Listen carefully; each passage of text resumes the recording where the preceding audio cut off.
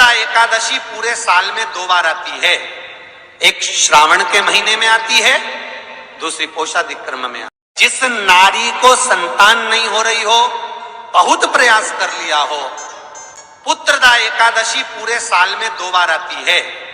एक श्रावण के महीने में आती है, दूसरी पोषादिक्रम में आती है। पुत्रदा एकादशी होती है, ये संतान की वृद्धि करने वाली होती है। शंकर जी के मंदिर में जाकर, भगवान शिव के मंदिर में पूजन करके घी का 1 कटोरी में घी और 1 कटोरी में खीर शंकर के सामने रख देते हैं। भगवान शंकर के मंदिर पर चौखट पर घी का दिया लगा देते हैं। शंकर जी की चढ़ी हुई 1 बेलपत्र साथ में रखें और 1 बेलपत्र को उठाकर शंकर जी के मंदिर की चौखट पे ही बैठकर चबा चबा कर खा लेते हैं। जो 1 बेलपत्र लेकर आए हैं वो अपने पति को खिला देते हैं। कहते हैं पुत्रदा एकादशी के दिन ये कर लेने पर संतान की प्राप्ति हो जाती है, पुत्र की प्राप्ति हो जाती है। महापुराण की कथा कहती है, आप अगर विश्वास रखे हो, सफेद आंकड़े की जड़, जिस नारी का संतान नहीं हो, गर्भ नहीं ठहरा हो, सफेद आंकड़े की जड़, जिस देव अधिदेव महादेव की कथा जिस तुम्बरुका जी ने श्रवण कराई है, शंकर भगवान जिनके सामने बैठकर शिव पुराण की कथा सुन रहे हैं, उन तुम्बरुका जी का नाम लेकर शिवलिंग पे से 21 बार घुमाकर मंदिर में ही कमर पर 7वें दिन रजस्वला धर्म के जो बांध लेता है और 1 पीपल का पत्ता अवधूतेश्वर महादेव का नाम लेकर शंकर पर चढ़ाकर उसको गाय के दूध में उकाल कर रात्रि को दोनों पति पत्नी अगर पीकर सोते हैं, 3 महीने में भगवान भोलेनाथ उसकी गोद भर देते हैं। ये शिव तत्व। शंकर देता जरूर है। अच्छा, संतान नहीं हो, किसी नारी की गोद अगर, स्त्री की गोद अगर खाली रह जाए तो भी दुख होता है उसको कि मेरे घर में औलाद नहीं, संतान नहीं। हम कई बार कहे, आज फिर कहते हैं, ये टेस्ट भी बाद में कराना, सारी जांचें बाद में कराना। एक बार शंकर का भजन कर कर देखना। पिछले वर्ष कथा में तुमरुका जी की जो कथा कही थी, यूट्यूब पर डली हुई, अगर आप लोगों ने नहीं सुनी हो तो उसको निकालना यूट्यूब पर। श्री तुमरुका शिव महापुराण की कथा हमने कही थी, तुमरुका जी का व्याख्यान, उसमें वर्णन किया था।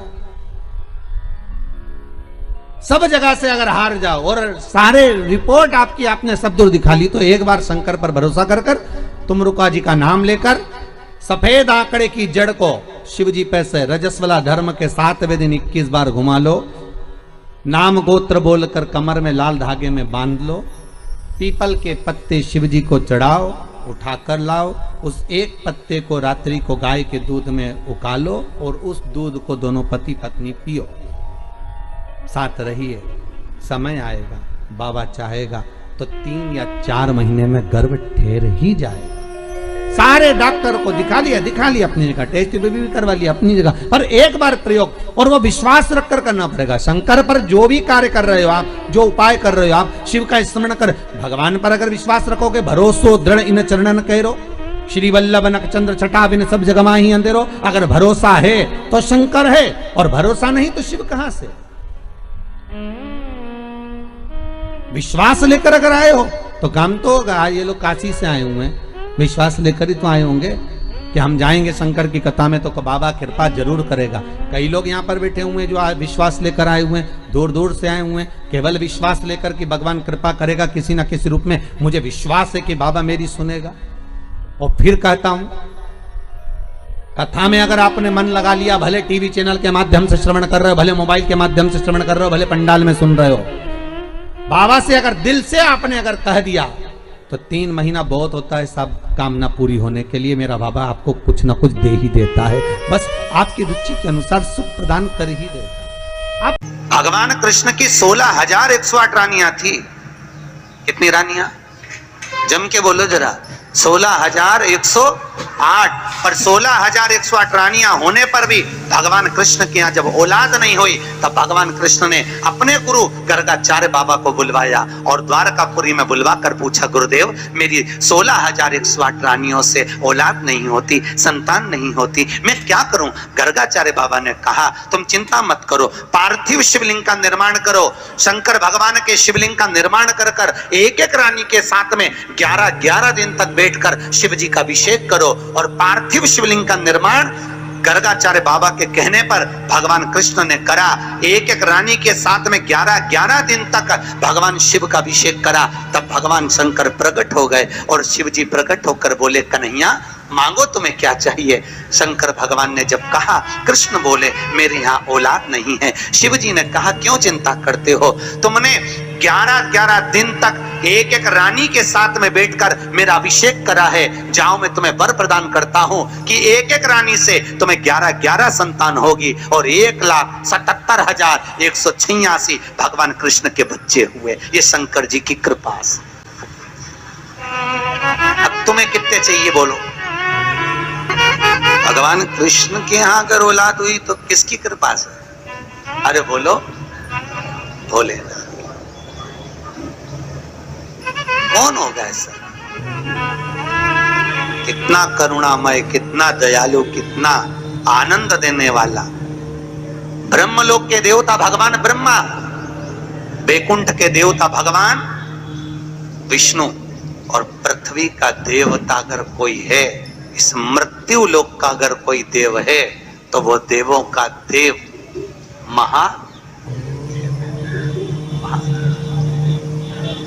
पृथ्वी का देव है, मृत्यु लोक का देव है महादेव। शंकर जी कहते हैं, भले तू ब्रह्मा को भज, चाहे तेरी मर्जी पड़े नारायण को भज, पर मृत्यु लोक का देव तो मैं हूं, पाला तो मुझसे पड़ना है ना, तब निपटूंगा तेरे से। अभी तू जा। फिर पाला कब पड़ता है? जब थोड़ी सी भी दिक्कत आ जाए, परेशानी आ जाए, एक्सीडेंट हो जाए, ब्लड प्रेशर ऊंचा नीचा हो जाए, शुगर बढ़ जाए, अटैक आ जाए, तब सीधे पंडित जी को फोन लगा के बोले महामृत्युंजय का पाठ करा दो। शंकर जी बोले अब आया मेरे पाले में, अब आया, लगे सब पाठ करने के लिए। भगवान नारायण का अगर विवाह भी कराने वाला कोई है लक्ष्मी से तो वो मेरा शिव ही है। कौन ने कराया था विवाह? शंकर भगवान। क्या नाम है माता लक्ष्मी की, माता जी का? अरे यहीं तो कोई ऊपर बोल रहा था, गुरुजी हमारे गुलबर्गा में तो खूब कथा होती है, आपको मालूम है गुरुजी? खूब कथा हुए हमारे यहाँ, खूब कथा चले। तो हमने कहा अच्छी बात है, बताओ जल्दी से माता लक्ष्मी जी की माँ का नाम क्या है? बोलो तो। हर हर महादेव। माता लक्ष्मी की माँ का नाम था ख्याति देवी। क्या नाम था? ख्याति देवी। कितनी लक्ष्मी हुई? अष्टलक्ष्मी। उसमें से नारायण को कितनी लक्ष्मी भी आई? 2 लक्ष्मी। एक माता ख्याति की पुत्री श्री लक्ष्मी और दूसरी समुद्र देवता की बेटी लक्ष्मी महालक्ष्मी। ये 2 लक्ष्मियां भगवान नारायण को भी आई। कौन कौन सी लक्ष्मी भी आई? जम के बोलो। एक श्री लक्ष्मी, कौन है ये? माता ख्याति की बेटी। और दूसरे नंबर पर महालक्ष्मी, कौन है ये? समुद्र देवता की बेटी। अब जिस नारायण भगवान के साथ में मंदिर में लक्ष्मी जी की पूजन करते हो, वो लक्ष्मी इन दोनों में से कौन सी? बोलो जल्दी। महालक्ष्मी तो मात्र 7 दिन तक भगवान नारायण के साथ रुकी थी और 7 दिन रुकने के बाद में जब श्री लक्ष्मी ने भगवान शिव से जाकर निवेदन करा, भोलेनाथ मेरे प्रभु नारायण का विवाह समुद्र देवता की बेटी महालक्ष्मी के साथ भी हुआ है, आप करुणा करिए। तब भगवान भोलेनाथ ने पार्वती जी का एक मंगल सुमंगल आनंदमय तीज का व्रत बताया। तीज का व्रत जब श्री लक्ष्मी ने करा, वो व्रत आज भी माताएं करती हैं, निमाणी की पूजन करती हैं। आज भी सत्तू बनाती है और 3 तरह का सत्तू बनता है, आटा का, बेसन का और चावल का।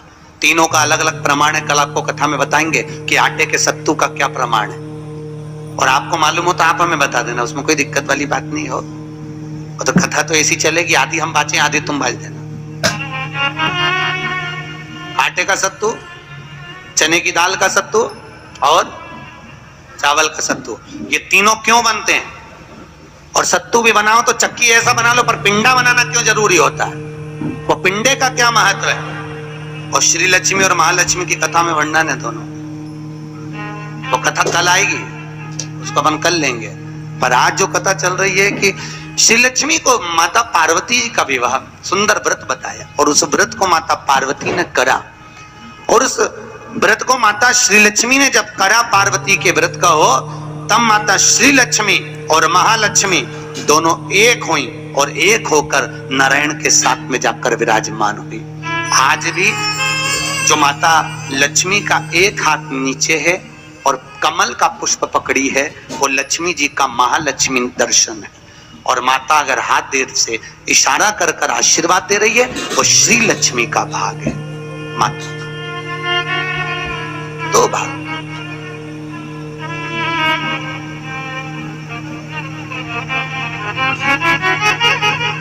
दो भाग में विराज। आज बाबा भोलेनाथ की कथा कह रही, करुणा सागर भगवान शिव जो आनंद की राशि हैं, मृत्यु लोक का जो देव है महादेव, पृथ्वी पर रहने वाले जीवों को कष्ट ना हो,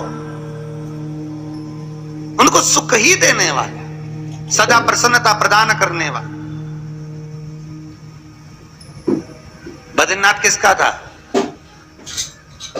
जिस बद्रीनाथ में नारायण बैठे हुए हैं, आप लोग बोलते हो ना बद्री विशाल भगवान की, अच्छे से बोलो, बद्री विशाल भगवान की। कौन बैठा है बद्री विशाल में? अरे बोल दो। तुम तो बोलने में भी घबराने लगे कि महाराज ना जाने क्या बोल देगा, पट्टा ही ठिकाने। कौन बैठे वहां पर? नारायण बैठे कि नहीं बैठे? तो वो बद्री विशाल किसका था? जिस बद्री विशाल के मंदिर में बद्री विशाल बैठे हैं, भगवान नारायण विराजमान हैं, वो बद्रीनाथ की भूमि किसकी थी? भगवान शिव और पार्वती का निज घर था। शिव और पार्वती वहां निवास करते थे, शंकर और पार्वती वहां रहते थे। एक बार भगवान नारायण के साथ में लक्ष्मी मैया भ्रमण के लिए निकली बद्री का आश्रम, अलकनंदा नदी के तट पर। और माता लक्ष्मी ने जैसे ही बद्रिकाश्रम को देखा, इतना सुंदर आश्रम, नारायण ने शिव जी को नमन करा, शंकर ने नारायण को नमन करा, दोनों एक दूसरे को नमन करे। और इतने में नारायण लक्ष्मी को लेकर वापिस जाने लगे, तो लक्ष्मी जी ने नारायण को रोक लिया और कहा, प्रभु रुकिए, मेरे वचन को सुनो, ये बद्रिकाश्रम मुझे बहुत अच्छा लग रहा है, नाथ कुछ भी करो पर ये बद्रिकाश्रम मेरा होना चाहिए। भगवान नारायण ने कहा, लक्ष्मी ये कभी नहीं हो सकता, क्योंकि यह शिव का वासा, ये शंकर की जगह है, ये भोलेनाथ जी की जगह है। और अगर ये शंकर जी का निज निवास है, शंकर जी का स्थान है, तो तुम्हारा कैसे हो सकता है? लक्ष्मी जी बोली, प्रभु चाहे कुछ भी हो जाए पर ये बद्रिकाश्रम मेरा होना चाहिए। लक्ष्मी जी जिद बैठ गई। होता है, अब पत्नी अगर जिद बैठ जाए तो तुम्हें तो मालूम है, आधी रात के मेडिकल खुलवा के बाम की शीशी लेके आए, तो वो तो बद्रिकाश्रम। लक्ष्मी जी जिद पर अड़ गई। भगवान नारायण ने लक्ष्मी को खूब समझाया, क्यों उपद्रव करती है लक्ष्मी, मान जा, वो अपना नहीं है, जो अपना नहीं है वो अपना कैसे हो सकता है? नहीं प्रभु, मुझे तो वो बद्रिकाश्रम भाग गया और मुझे चाहिए, चाहे कुछ भी करो।